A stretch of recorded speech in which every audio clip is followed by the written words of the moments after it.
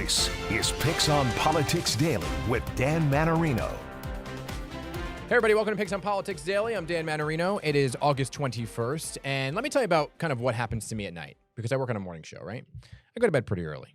And I've covered politics for a while now, and every day is a new adventure. You never know what's going to come your way, what time people are going to send you messages. But last night, Henry Rossoff, our political reporter, sends me this article from the city. And the headline was, Eric Adams' advisor, Winnie Greco, handed a city reporter cash stuffed in a bag of potato chips. I was like, what the heck is this article? I opened it up, read the article. My jaw hit the floor about what was going on here and needed to immediately know more. So texted the reporter who that potato chip bag was allegedly handed to, Katie Honan from the city. And she is joining me now. So Katie, good to see you. For having me on, Dan. Katie, you are the talk of the town, okay? Social media, everybody's talking about this bag of potato chips. So what happened, Katie? What happened when you saw Winnie Greco yesterday at this kind of launch of Eric Adams' new Manhattan campaign headquarters, right? Well, I've reported extensively on Winnie Greco, and I always try to talk to her when I see her, and I've seen her repeatedly. Actually, every time I go to an Eric Adams campaign event, she's there, kind of lingering in the back, not trying to be front and center, but she's there. Including the first rally he had at City Hall, she was handing out T-shirts, and she clearly organized a large chunk of the people who came to support him. So she is involved in a volunteer capacity, and I always go up to her and speak to her, and she's always very friendly with me. And she says that she wants to talk to me, and we'll talk later. And again, as a reporter, I just want to talk to people and I want people to talk to me. Yeah. So when I saw her yesterday at the start of this event, I approached her. She said, we'll talk later. I saw her following the event. She texted me and told me to call her.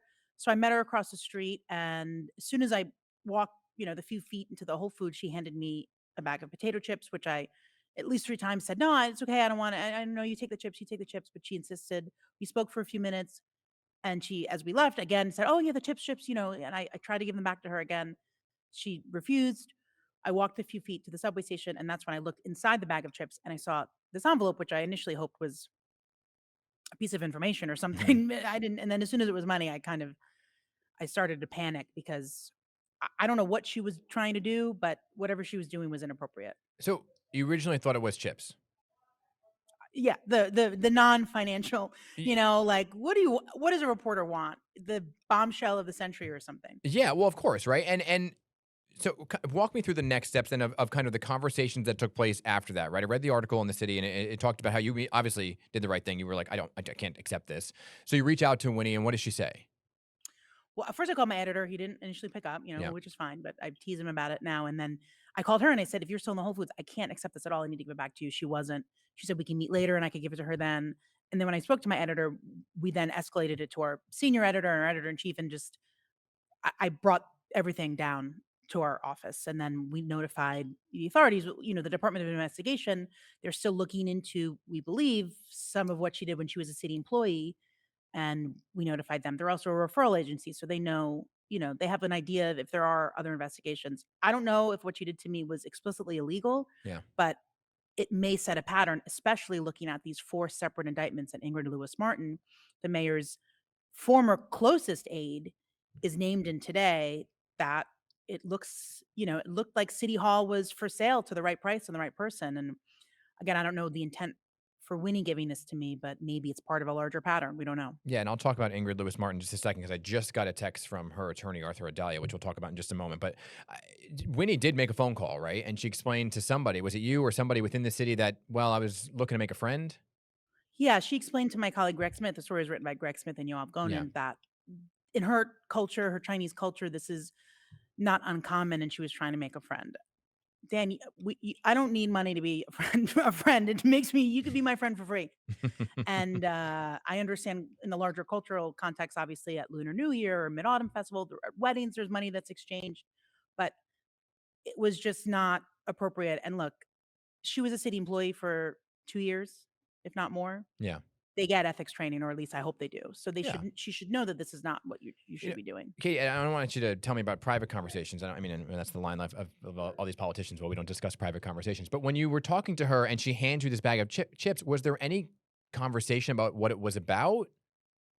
No, I mean, I didn't find it even that weird because I feel like I'm always offering people food. So I said, okay, and maybe you're meeting with someone. I sometimes will say, you want anything to eat? I have this. If you come into the press room at City Hall, I'm offering people food.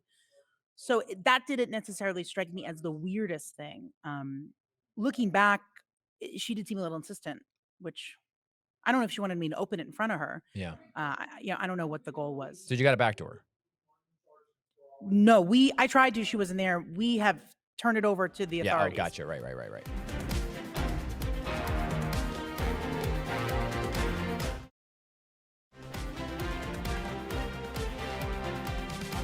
So Todd Shapiro, the mayor's spokesperson, sends me this last night. I'm sure you saw it. It says, we're shocked by these reports. Winnie Greco holds no position in the campaign, has been suspended from all volunteer campaign-related activities.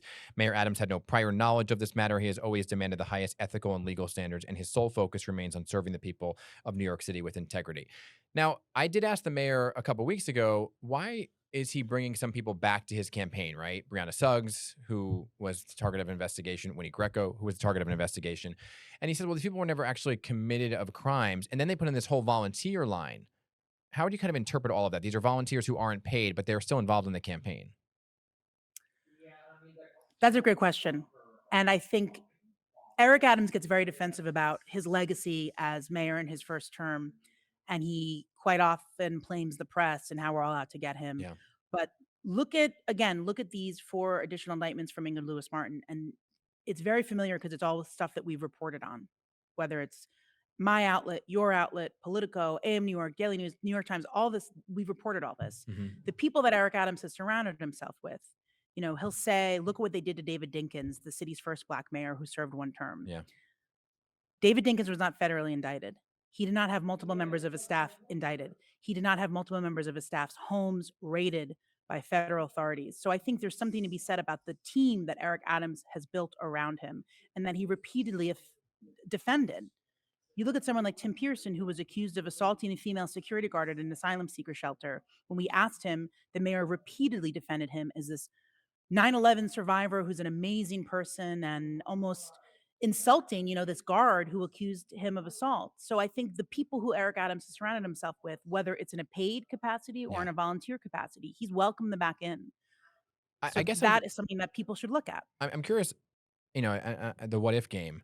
What would you have done if you realized it was Cash in that moment?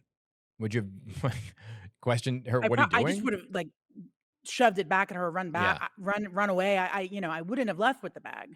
Yeah, I'm trying to understand if it was a bribe, what was the bribe for? Yeah, I don't know. I don't know her intent, and Yeah. And she's not talking. And the mayor doesn't really have a public schedule today. He has a few events in the evening. Have you seen him there at City Hall yet? I haven't. I think some of my colleagues did, Yeah. maybe, but I haven't seen him yet. He's not really inclined to speak with reporters, and as you know, it's very hard to get any kind of straight or honest answer from the people working for him. So, but Yeah. again, these are what I always laugh at is when him and his staff say, "You guys don't write anything positive." Are we not supposed to write about indictments? Well, yeah, and or about this bag of chips, and that brings me to Ingrid Lewis Martin. And do you have a second to talk about it? I know you got to go, but can we talk about this for a second? Ingrid Lewis Martin today, with federal indictment unsealed, 4 different counts. Arthur Adalia just sent me this saying Ingrid is facing charges classified at the lowest level of felony in our justice system. Her only so-called offense was fulfilling her duty, helping fellow citizens navigate the city's outdated and often overwhelming bureaucracy. At no point did she receive a single dollar or any personal benefit for her assistance. Yet the DA seeks to portray a dedicated and honest public servant as a criminal. This is not justice. It's a distortion of the truth and a troubling example of politically motivated lawfare. Can you give a little bit of background about what happened? I mean, that's quite a statement. When Yeah. you look at the 4 indictments, and I've read the statement of facts, part of it, it wasn't just helping people out. It involved the transfer of cash, allegedly. It involved the transfer of cash. My colleague Gwen Hogan wrote extensively about the McGinnis Boulevard change. It was meant as a road diet to make it safer. And wealthy people who were opposed to it allegedly gave money directly to Ingrid to really stand in the way on this project. So how is that helping New Yorkers if you're just doing what some of the wealthiest donors are telling you to Yeah. do? The allegations include an exchange of help with Department of Building permits in order to cater parties at Gracie Mansion. That's the mayor's house. Yeah. Again, I mean, the mayor can distance himself and his staff can distance himself because this person, Ingrid, no longer works for him. But this she was a happened when she volunteer, was, and this happened in his house. right? She was a volunteer. If he lives there, when he lives there. Yeah. But And she's another person So- who's listed as a volunteer of the campaign. yeah, now she is. Yeah, the Daily News reported she was on calls. So this is someone who's still involved. Mhm. And again, I think the mayor and his team, they're in a state of victimhood constantly. Mhm. look at what you're doing. Yeah. Look at what the people you surround yourself are doing Yeah. Katie, at that point, in their official capacities working for the city. yeah, just to kind of button up the whole issue with Winnie Greco, is that kind of out of your hands now, and it's DOI has it, and everybody else has kind of been taking it over from here? Yeah, I don't they're what they do with it, and my involvement in it, but beyond that, um Did I they don't talk want to to you? look at those ever again. Yeah. Did they call you up to say what happened? I haven't spoken to anyone yet, and I would presume that I would at some point, but the story is out there and in public, so Yeah. Katie, keep up the good work that you and your colleagues are doing at the city. We're big fans of the city and the organization there. I saw you guys have new merch. no, and thank you. And I just want to reiterate what we do at the city is we report, and it's funny, we're a nonprofit newsroom. We're always looking for Yeah. donations, but just not in the way that I received it, if that's what it was. So the city.nyc/donate for those who are so inclined. Right. We want tips as journalists, just Yeah. not in this kind of way. Katie, good to talk Thanks to so you. much. Thanks for coming on. All right, everybody, and tune in to PIX on Politics. That was quite the conversation. Our Henry Ross was going to cover it later on the PIX 11 News at 4, 5, and 6.